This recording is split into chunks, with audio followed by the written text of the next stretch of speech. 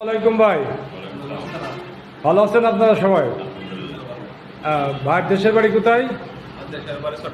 চট্টগ্রাম। চট্টগ্রাম কোথায়? চন্দনাইশ। আপনি Mamun equipment and engineering limited যশোরে কি জন্য আসছেন? জেসিবি চালানো শেখানোর জন্য।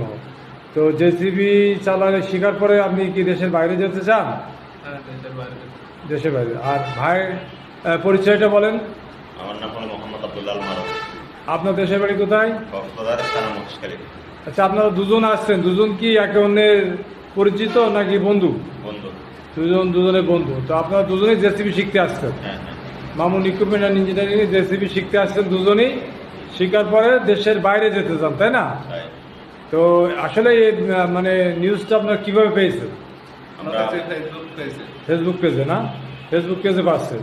তো এখন আপনারা এই জেসিবি শিখবেন, শিখে দেশের বাইরে কর্মসংস্থানের জন্য যাবেন। তো কাজ শেখার জন্য আসছেন, আজকে হলো 28 তারিখ, তাই না? 28শে এপ্রিল কাজ শেখার জন্য আসছেন দুইজনেই।